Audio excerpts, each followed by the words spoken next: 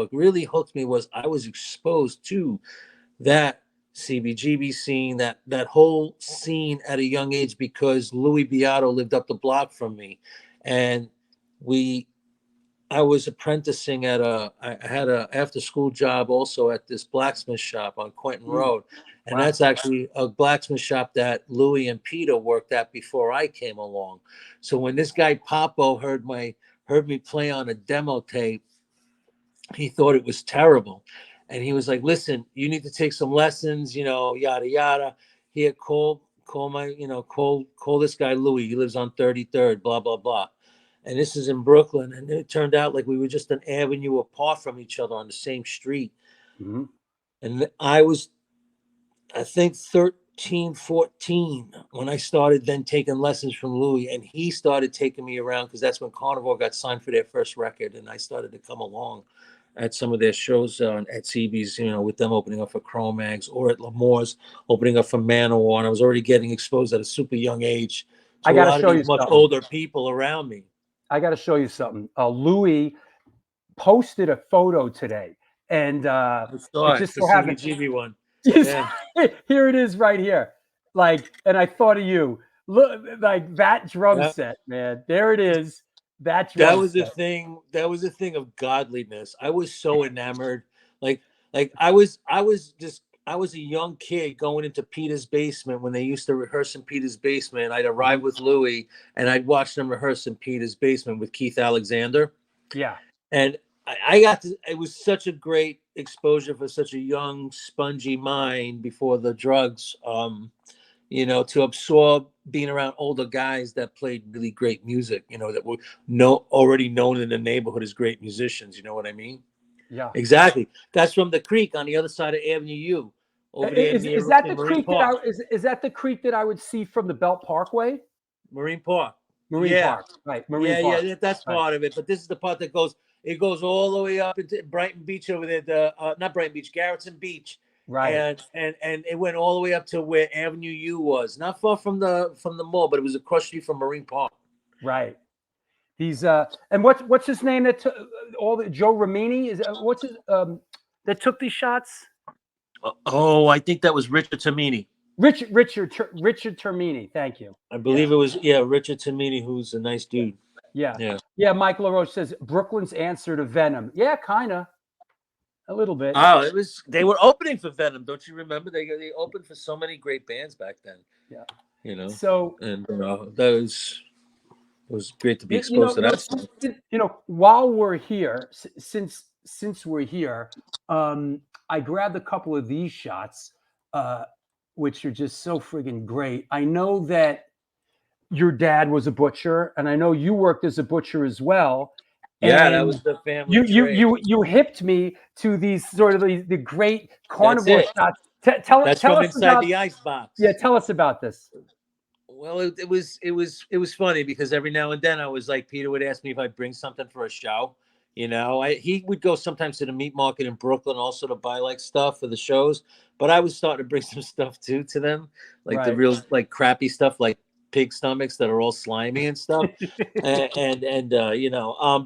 this was, Louis was like, hey, they had this big, it was a big deal, Kerrang, big, photo shoot for Kerrang. And it was like, they asked me, do you think we could do it in your dad's meat store? And I was like, I don't know. I can ask, we'd have to go on a Sunday when the business is closed and I have to open it up and, be responsible. And that's what we did. Yeah. That's the right counter. They were using shin bones. They were goofing around. It was crazy. It was a fun day. Yeah. That's great. And then there's this one. There's this one, which I remember seeing this one here. The one with the knives. Hold on. Yeah, that's on. We stuck all the knives on the butcher block. Those are all the knives from the store that we use to cut meat. And there it is. Yeah, that was the most popular picture. I think that was like the centerfold in Kerrang. Great shot. And this is at this point. This is like Carnivore Mark II with Mark P. Vanetti playing guitar. Right. This is the Retaliation era, which was, of course, as we know, I consider. I'll be perfectly honest, and I've said this openly before. To me, Retaliation is like the Bible for not only metal hardcore crossover, but for me, it's the Bible on his lyrical capabilities, his arrangement capabilities, and how he just was so prophetic in crossing over that music and having like probably some of the best, as you would say, dance parts and moments, breakdowns at a show that people just lose their effing minds. He was just so good at writing that kind of stuff, and something about him being exposed in the early days to the hardcore scene and the crossover scene influenced him, where that record is a vast stark difference from the first record. First record was great, but the second record was an evolution that he absorbed that whole scene that he got it kind of enthralled with. I mean, he even shaved his head, was walking around with, Doc Martens, he was, suspenders. He was doing that whole thing for a little while. Yep. And that record's the Bible, musically, lyrically, to me, and it's just off the hook, that record. It really blows me away that an album like that did not become super, like, really huge in the metal world, where, it was just, it laid the way for so many. You can hear Korn's influences.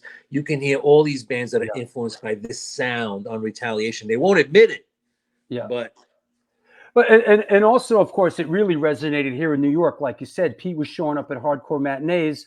And Louis played on, the Agnostic Front record, Cause for Alarm. Well, yeah, let's go to Cause for Alarm, which I think is like I would honestly say that's my favorite record. Why? Because it had that crossover element of Peter co-writing, and he wrote a lot of material on our record. I believe Billy Milano had written some stuff as well. And then you had Louis playing the drums, and that was at the height of their game when they did Retaliation this same year. And I believe they did the record again with Alex Perialis up in that studio in upstate New York. I forgot what it was called again. But anyway, it slipped my mind. But it was with Alex Perialis engineering and producing. And that sound, that record to me is off the hook. That sound is just so there. Pete's sound is so all over that record. That song "Toxic Shock" is like freaking awesome. Pyramid in Ithaca. Yeah. Pyramid Studio. Is that what you were thinking? Was it in Ithaca? I think that's it. Yeah, Pyramid Studio. It might have been. I think that was it. That was where he worked out of with all the bands. He worked with during that heyday of the. I believe he worked with Crumbsuckers. It was Whiplash. I think he did something with all those, that whole lineage out of that era. Yeah. Of 86, 87. Alex Perialis, right? Yeah, he was big time at that time. He was the go-to guy. Yeah, right. And then Sean Taggart, Yeah.